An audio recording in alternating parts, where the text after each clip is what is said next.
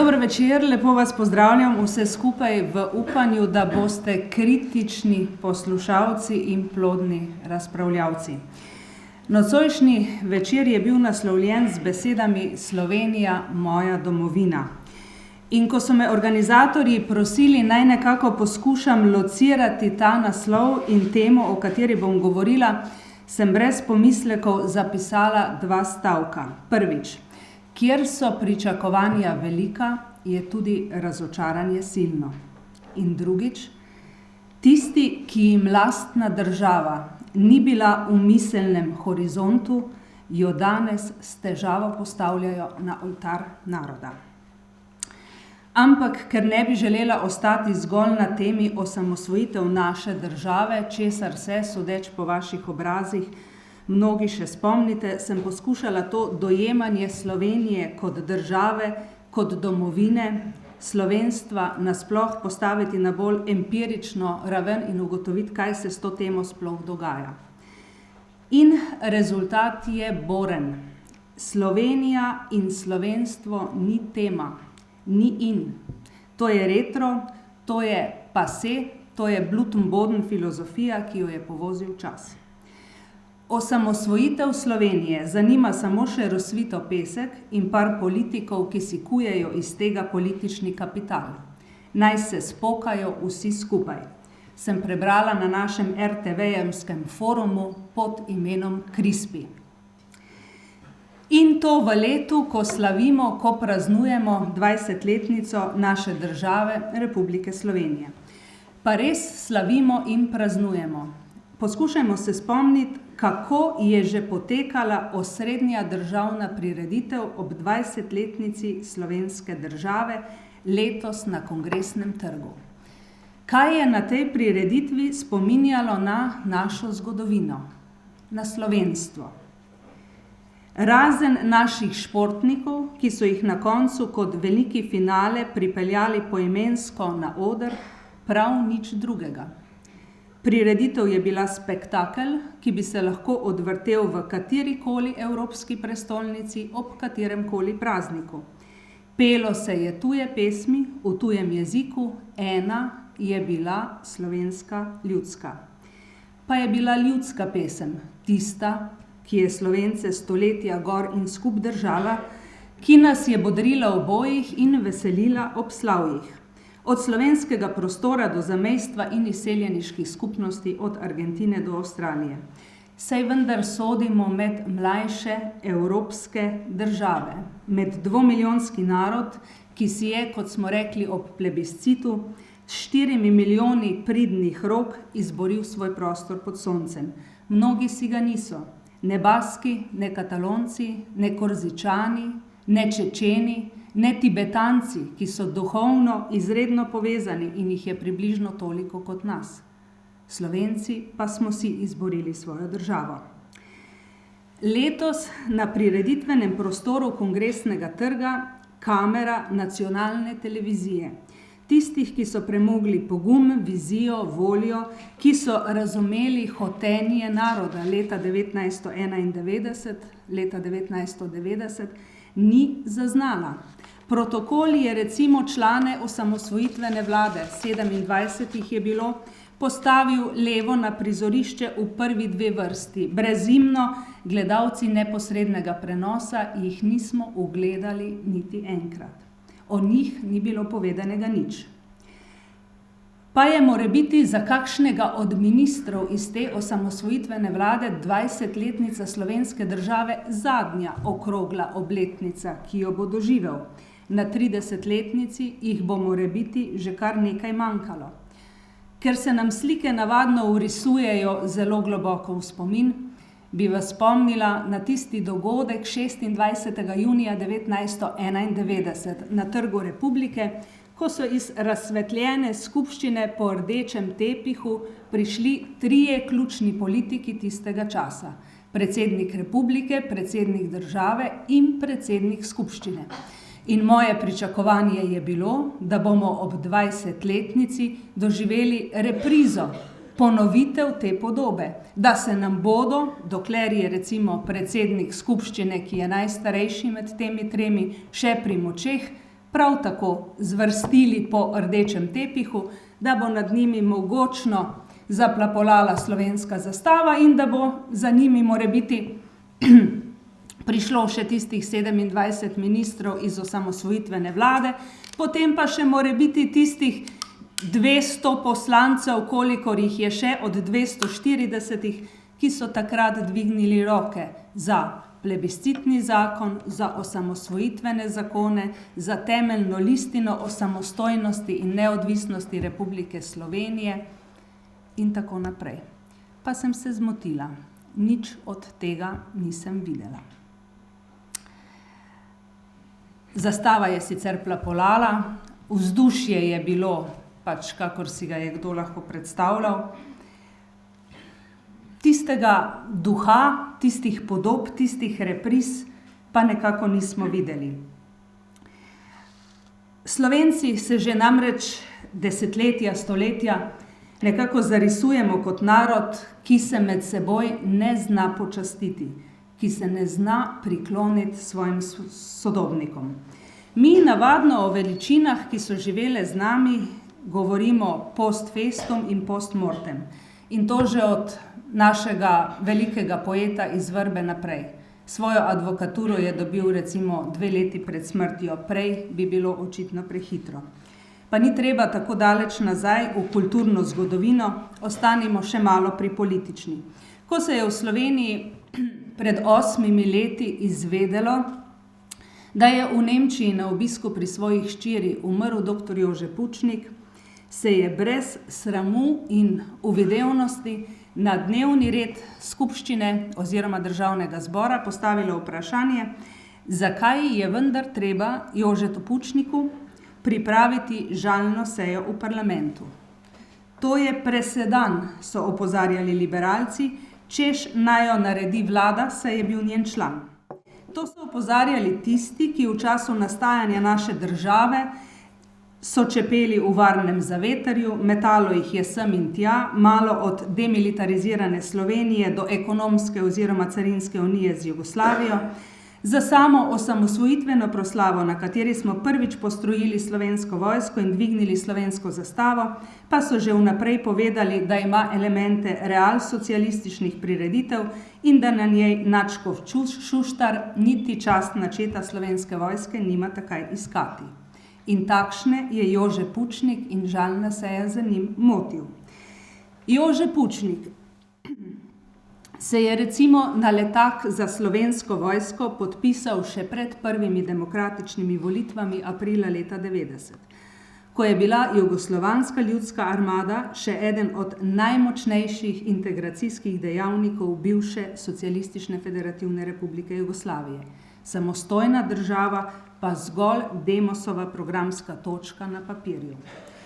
Dr. Jože Pučnik je bil mož, ki je za svobodo pisane besede šel sedet za 7 let. Najprej za 5, potem pa, ko je dobil pogojni odpust, je znova napisal kritičen članek na račun uničujoče partijske politike do slovenskega kmetijstva in dobil še 2 leti zapora. Jože Pučnik je bil mož, ki mu je bivša država Jugoslavija in bivši režim vzela diplomo in mu jo potrdila šele po 10 letih, takrat, ko je kot pristaniški delavec v Hamburgu še enkrat diplomiral in že tudi doktoriral. Jože Pučnik je bil mož, ki je, ko je bilo treba spet poskusiti se svobodo javne besede, napisal svoj prispevek v znamenito 57. številko Nove revije in v njej kritično obračunal z ureditvijo v Jugoslaviji. Ali, kot je povedala njegova žena Kristina, imela sva vse, lepo hišo, upokojila sva se, lepo bi lahko živela. Jože pa je kljub 4 bypassom, ko se je ponudila prva priložnost, spokal kufre in odšel v Slovenijo. Jože Pučnik je, lahko bi rekli, torej pokazal pogum pri nastajanju tako strankarstva v Sloveniji, pogum pri sestavi koalicije Demos in pogum pri tem, da se je praktično brez sredstev in brez omembe vredne kadrovske podpore, ker drugi pač takrat tega niso hoteli, šel pomiriti s kandidatom prenoviteljev na predsedniških volitvah. Izgubil je, to vemo, bil je človek, ki mu sicer funkcije niso veliko pomenile. Ni želel postati premier, niti minister, ni bil poslanec v skupščini, pa je vendarle s funkcije predsednika Demosa odločno pritiskal na politične somišljenike, naj pospešijo odhod iz Jugoslavije. Češ, da se vrata v Evropi zapirajo za male narode in da če ne bomo smuknili skozenj, bomo zamudili zgodovinsko priložnost. In še bi lahko naštevala, Pučnik je opozarjal, deloval, dokler je mogel. Pazil je na moralo v politiki in na to, kako se spreminjajo posamezni družbeni segmenti.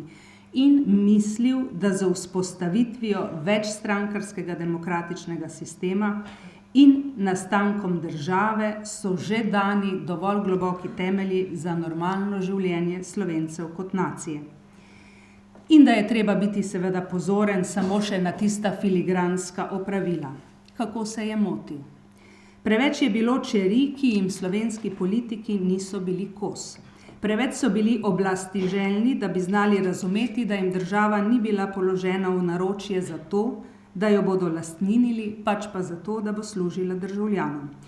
Potem pa se je lastninilo vse, od premoženja do volilnih zmag, ki morda niso bile zmage, ampak se jih je s prestopom poslanca mesec po volitvah v zmage spremenilo. Ampak to ne iz ene stranke v drugo sorodno politično stranko, ampak iz ene stranke v drugi politični pol.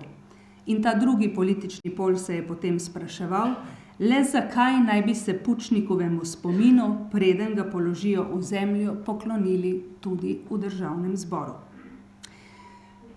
Slovenci imamo z izkazovanjem časti in slave očitno težave.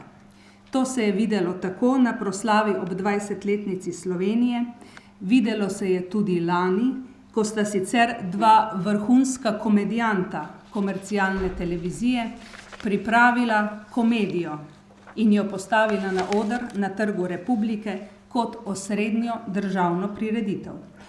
Slovenci, ki živijo v tujini in so bili na proslavi kot gostje, so mi povedali, da jih je bilo v dno duše sram in da ob vrnitvi v svoje okolje niso upali povedati, kako doma slavimo rojstni dan svoje države. S mešanjem domoljubja in slovenstva in njegovo marginalizacijo se je začelo že, spomnimo se, ob 5. obletnici osamosvojitve, ko je bil na oder postavljen konj spet. Gnoj je zlato in zlato je gnoj. Politika je Bentila ena, druga je govorila o svobodi umetnosti, sicer so si pa vsi pilatovsko umili roke in to kljub temu, da predstavniki politike sedijo v komisijah in službah, ki imajo za nalogo pripravo tovrstnih prireditev in ki izbirajo scenarije in kulturne slovalce za te prireditve. Ampak, da ne ostanemo samo pri tem, obeleževanje praznikov z državnimi proslavami je samo eden zunanji manifestativni del, tako kot obešanje zastav. Ne gre prezreti, da jih visi bolj malo. Samokritično, tudi na mojem domu je ni. Osebno domoljubje pač razumem zelo konkretno. Kot pripadnost skupnosti, narodu, entiteti, Jožetu, Ani, Kristini, Martinu in tistim pač, ki živijo na tem slovenskem ozemlju, ne glede na to, kako ponesrečeno včasih imenujemo te naše ljudi. Od Esmerald do Sandokanov, samo da bi bili še bolj svetovljanski, pa nismo. Konkretno, zame se domoljubje začne na trgovskih policah, za zdaj še našega Mercatorja. Ko namesto Ptibera kupim piškote pekarne za Fošnik. Ko namesto kremastih sirov iz Francije kupim bohinjskega, ki je bolj trd. Ko napišem protestno pismo, užaljene potrošnice, ker mi v Mercatorju ponujajo samo kitajski česen. Nočem ga, zahtevam česen od dolenjskega kmeta, katerega koli drugega slovenskega kmeta ali pa vsaj nekoga, ki ga je pridelal v Evropi. Vem, da se sliši banalno, a vendarle. Zame je pripadnost narodu in domoljubje zavedanje, da je pravzaprav najmočnejše in bistveno orožje naroda njegova, na to pozabljamo, prehranska samooskrba. Kmetijski minister v osamosvojitveni vladi Lojzeta Peterleta, agronom dr. Jože Osterc, mi je pred časom povedal naslednje. Moja osnovna naloga v času, ko smo se osamosvajali, je bila obdržati ustrezno stopnjo samooskrbe s hrano. Mi smo takrat imeli agregatno gledano okoli 82% samooskrbo s kmetijskimi pridelki. Švicarji pa so nam ob naših osamosvojitvenih prizadevanjih rekli, da narod, ki želi biti država, ki želi biti politično suverena država, mora imeti najmanj 80% samooskrbo in to sem si postavil nekako za cilj, da poskušamo to obdržati, da nam proizvodnja ne bi padla. Konec navedbe dr. Jožeta Osterca, ministra za kmetijstvo. Bil je to čas, ko smo zapuščali Jugoslavijo in odhajali na svoje. In kje smo danes? Hrane v izobilju, police se šibijo, trgovcev kot listja. A to je videz. Slovenci smo danes po 20 letih samostojnosti le še 68% samooskrbni. Če Evropa reče, da je sladkorja preveč, zapremo tovarno sladkorja v Ormožu. Če Evropa reče, da je vina preveč, posekamo trte z grozdjem v red. Naša odvisnost od drugih se pa veča. Praviloma od večjih in bogatejših držav. Slovenci smo po stopnji samooskrbe s hrano v Evropi zadnji, skupaj s Finci. Zadnji smo po količini kmetijske zemlje na prebivalca, smo pa prvi po kvadratnih metrih trgovin. In če se zlom na finančnih trgih pri trgovanju s hrano ponovi, je Slovenija najbolj ranljiva evropska država na tem področju. Zato je zame, kot gospodinjo, domoljubno vprašanje tudi, čigave izdelke dajem v nakupovalno košaro.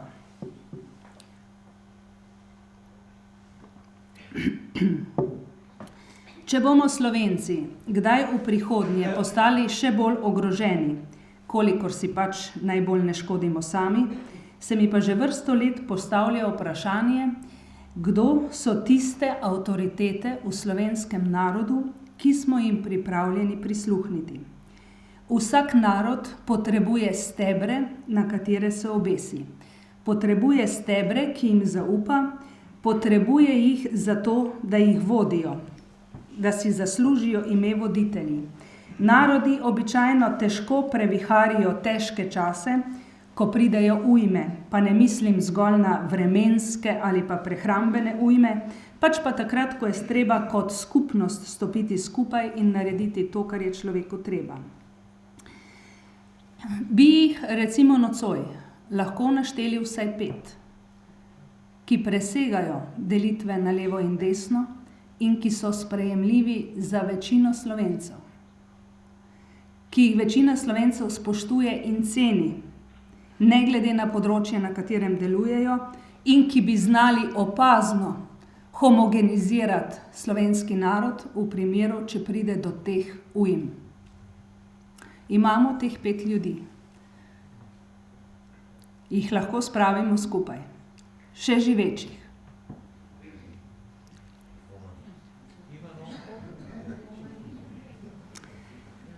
Je med njimi kakšen politik, ki presega meje razmejitve na levo in desno? Je sprejemljiv za drugi del slovenske politike? Ali pa za drugi del Slovencev? Sta to 2 predsednika, sedanji in bivši? Jim da en del Slovencev soglasje za to, da so tisti pravi voditelji, ki nas morajo potegniti čez? Ga najdemo v Slovenski akademiji znanosti in umetnosti. Je to morebiti predsednik Komisije za medicinsko etiko, dr. Jože Trontelj. Je tak človek, recimo Ivo Boscarol, bi znal nagovoriti skupnost, ne samo mikropodjetja in ji pomagati, da vzpluje. Je morebiti med ugledno petorico, ki bi vsi to priznali, nadškof Stres. Ne glede na to, ali pač tudi glede na to, kako smo spremenili nekako pozicijo cerkve in ugled, vsaj po javnih mnenjskih anketah sodeč. Ali je med temi kakšen starosta, ki ga je nekdo od vas že omenil, ki šteje nekaj čez 80 let, ima osnovno šolsko izobrazbo in je kmet po poklicu in zna stvari povedati preprosto, jasno, čisto, razumljivo? Je to morebiti misionar Pedro Opeka, ki pride enkrat na leto, nam običajno vzbudi slabo vest, potem pa spet odide in nanj prehitro pozabimo. Včasih se mi kar nekako milo stori, ko me kdo vpraša, kaj bo s to krizo, kako se bo končala, kdaj. Pa verjetno veste, da sem se šolala še v nekdanji Jugoslaviji, da smo imeli na predmetniku politično ekonomijo in da vse, kar sem zvedela o ekonomiji, je bilo plansko gospodarstvo, ki je pa skupaj z državo propadlo. Tudi jaz sem, tako kot večina vas, padla nekako v ta kapitalizem, znašla sem se tam čez noč, brez nekega zavedanja, kaj to prinaša, niti ne ločim dobro osnovnih makro- in mikroekonomskih pojmov v tem družbenem redu, ampak nekaj pa gotovo vem. Ta ekonomska kriza, ki nas danes tako pesti, ni v izteku. Ta kriza bo trajala, da ne rečem, da bo trajna. Nekoč so ljudje med seboj menjevali blago. Eden je dal motiko, drugi mu je plačal s koso. Potem so izumili denar. Eden mu je dal motiko, drugi mu je dal denar. Torej nekaj si dobil, če si to z denarjem plačal. Danes lahko nekaj dobiš, pa če tudi nič ne daš, razen posojilnih pol. Danes lahko nekaj uživaš, poseduješ, če tudi si tega še nisi zaslužil in če tudi tega morebiti nisi sposoben niti poplačevati. Živimo na up. Vsi imamo posojila in še to po možnosti do tretjine osebnega dohodka. Zakaj bi se svetovno gospodarstvo vrtelo po drugačnih principih, ko se vrti naše gospodinjstvo? Vsa Evropa je zadolžena, cvet kapitalizma, Amerika še najbolj. Tudi svet živi na up. Včeraj je nemška kanclerka Merklova priznala, da je Evropa v največji krizi po drugi svetovni vojni.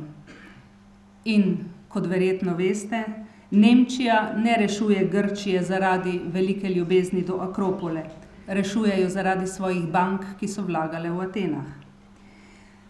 In zato morda ni daleč čas, ko bomo potrebovali te stebre, te avtoritete, ki smo jih prej poskušali skupaj določiti, ki nas bodo znale vzpodbujati, kritično razmišljati, strniti vrste, ki nas ne bodo gnale na ulice, ampak varno čez Rdeče morje, ko se bomo morali postaviti skupaj kot narod in kot neka zaokrožena skupnost, morda celo kot domoljubi. Ker naš edini, res edini pravi nacionalni interes je, da kot narod preživimo, nič drugega in nobenega drugega višjega cilja nimamo. Da ohranimo svoj jezik, svojo kulturo, svojo nacionalno bit in svojo identiteto. Z generacijami, ki zdaj končujejo šolanje, bo to sicer težko. Gimnazijci, na primer, v 4. letniku in v celotnem izobraževalnem procesu pravzaprav namenijo 4 ure šolske francoski revoluciji, nastanku države Republike Slovenije pa 2 šolski uri.